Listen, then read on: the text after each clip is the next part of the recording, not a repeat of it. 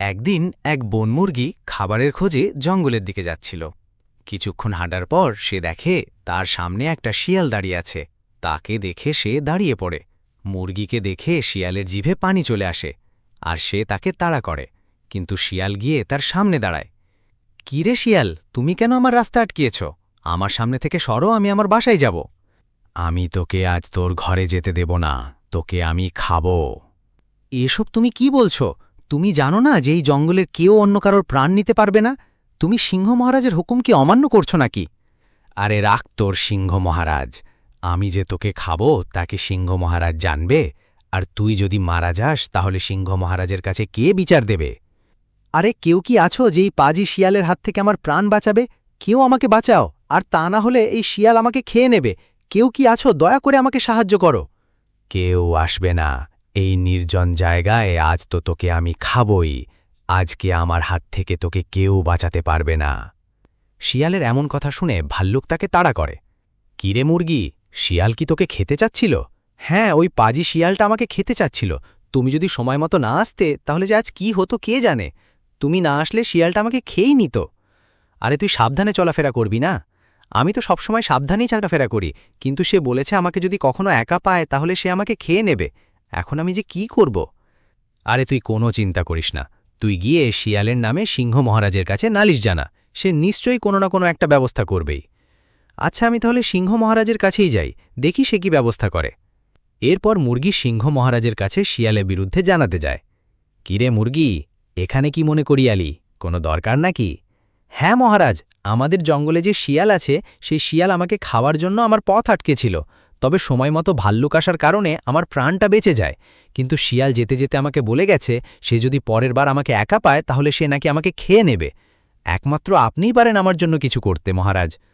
"তুই এসব কি বলছিস? তুই শিয়ালকে বলিসনি যে এই জঙ্গলের কোনো পশু পাখির প্রাণ নেওয়া নিষেধ?" "হ্যাঁ মহারাজ, আমি বলেছিলাম, কিন্তু সে আমার কোনো কথাই শোনেনি।" "কি? ওর এত বড় সাহস যে সে আমার হুকুম মানে না? তুই নিশ্চিন্তে যা, আমি দেখছি যে শিয়ালের কি ব্যবস্থা করা যায়।" সিংহের মুখে আশ্বাসের কথা শুনে মুরগি সেখান থেকে চলে যায়, আর অন্যদিকে সিংহ গুহা থেকে বেরোয় শিয়ালের কি অবস্থা করা যায় তাই ভাবতে থাকে। "এই পাখি, তোর সাথে কথা আছে, একটু এদিকে শুনে যা।" "কি হয়েছে মহারাজ?" "যা জঙ্গলের ভেতর, যা আর গিয়ে দেখ শিয়াল কোথায় আছে। শিয়ালকে গিয়ে এই খবর জানা যে আমি তাকে তলব করেছি।" "ঠিক আছে মহারাজ, আমি এক্ষুনি যাচ্ছি।" এরপর পাখি শিয়ালের খোঁজে বেরোল। কিছুক্ষণ খোঁজার পর সে শিয়ালকে খুঁজে পেল। "শিয়াল, এই শিয়াল, এ ব্যাটা আজকে যে ঘুম দিয়েছে আজ মনে হয় এ ব্যাটা আর ঘুম থেকে জাগবে না। এই শিয়াল, ওঠ তাড়াতাড়ি, সিংহ মহারাজ তোকে যেতে বলেছে, তাড়াতাড়ি ওঠ।" আরে এ তো দেখি উঠে আবার শুয়ে পড়েছে। "অলস শিয়াল, উঠবি না? দাঁড়া, তোকে মজা দেখাচ্ছি। এই শিয়াল, ওঠ তাড়াতাড়ি।" "কি হয়েছে তোমার? সমস্যা কি? এত ডাকছ কেন?" "তোকে সিংহ মহারাজ দেখা করতে বলেছে এক্ষুনি।" "কেন? সিংহ মহারাজ আমাকে কেন তার ওখানে যেতে বলেছে? সেটা কি আর আমি জানি? তুই নিজেই গিয়ে দেখ তোকে কেন ডেকেছে। আমার কাজ আছে, আমি গেলাম, তুই এক্ষুনি যা মহারাজের ওখানে।" এরপর শিয়াল সিংহের ওখানে গেল। "সিংহ মহারাজের জয় হোক মহারাজ, আপনি কি আমায় তলব করেছেন?" "শিয়াল, তুই নাকি আজ মুরগিকে মেরে খেতে চেয়েছিলি? এসব আমি কি শুনছি? তুই আমার হুকুম অমান্য কেন করেছিস?"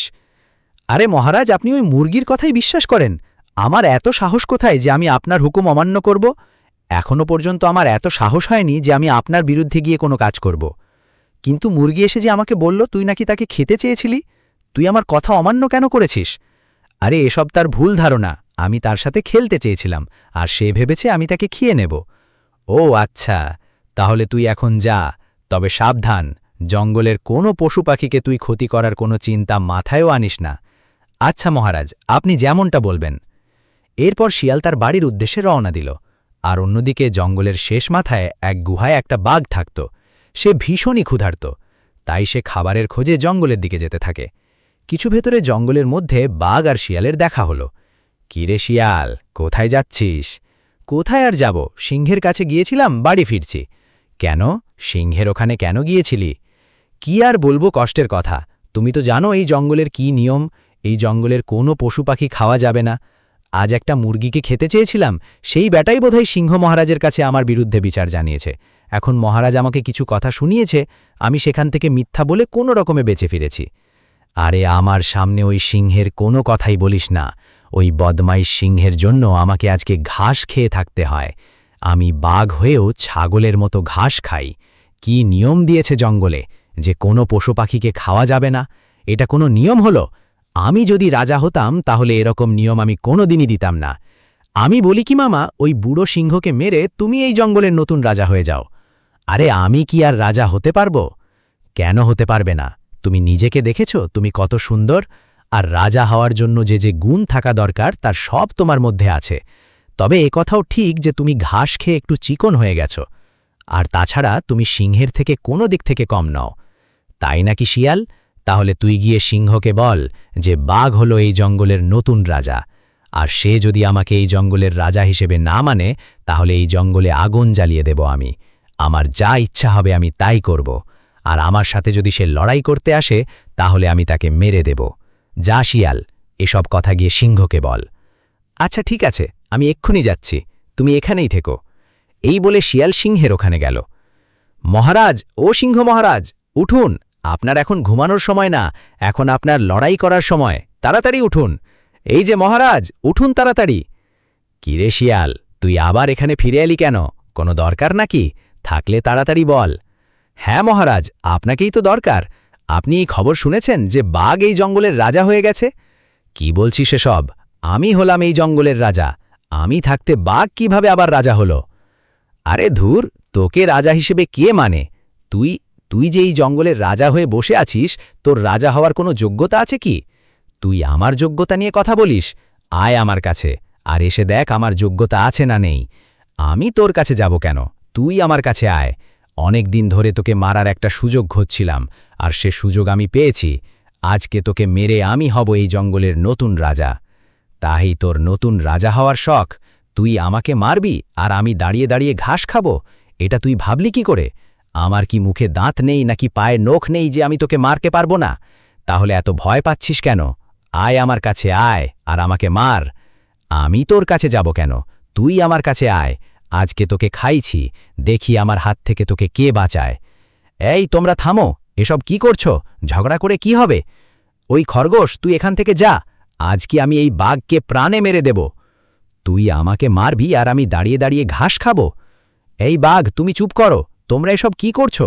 ঝগড়া করে কি হবে? তুমি যে সিংহের সাথে মারামারি করছিলে, তুমি যদি মারা যেতে তাহলে তো তুমি আর পৃথিবীতেই থাকতে না। তাহলে এমন লড়াই করে লাভ কি? আর সিংহ মহারাজ, আপনি এসব কি করছেন? আপনার তো বয়স হয়েছে, আপনি লড়াই করতে গিয়ে যদি মারা যেতেন তাহলে তো আপনার রাজত্ব জীবন দুটোই যেত। তাহলে এমন লড়াই করে লাভ কি? একটা কথা সব সময় মনে রাখবেন, লড়াই করে কোনো সময় সমস্যার সমাধান হয় না। আচ্ছা ঠিক আছে খরগোশ, তুমি যখন এত করে বলছো, ঠিক আছে, আমি আর ঝগড়া করব না। তাহলে আজ থেকে বাঘই এই জঙ্গলের রাজা হয়ে যাক। তবে বাঘের কাছে আমার একটা অনুরোধ রইল, সে যেন এই জঙ্গলের পশু পাখির কোনো ক্ষতি না করে। আরে না, আমি আর এই জঙ্গলের রাজা হব না। সিংহ মহারাজ, আপনি এই জঙ্গলের রাজা, কারণ এখন পর্যন্ত আপনি জঙ্গলের পশু পাখির কথা ভাবছেন, আর আমি জঙ্গলের পশু পাখিদের খাওয়ার চিন্তা করছিলাম। তাই এই জঙ্গলের আসল রাজা হলেন আপনি। আমাকে মাফ করে দিন মহারাজ, আমার খুব বড় ভুল হয়ে গেছে। সত্যি কথা বলতে কি, এই পৃথিবীতে সবারই বাঁচার অধিকার আছে, কেউই এই পৃথিবী ছেড়ে চলে যেতে চায় না। তাই আমাদের উচিত কোনো জীবজন্তু বা পশু পাখিকে না মেরে, কষ্ট না দিয়ে তাদের জীবন রক্ষা করা। এতে সবারই মঙ্গল হবে। চলো এবার যে যার ঘরে যাই। এরপর যে যার ঘরের উদ্দেশ্যে রওনা দিল, আর জঙ্গলে সুখে শান্তিতে বসবাস করতে থাকল।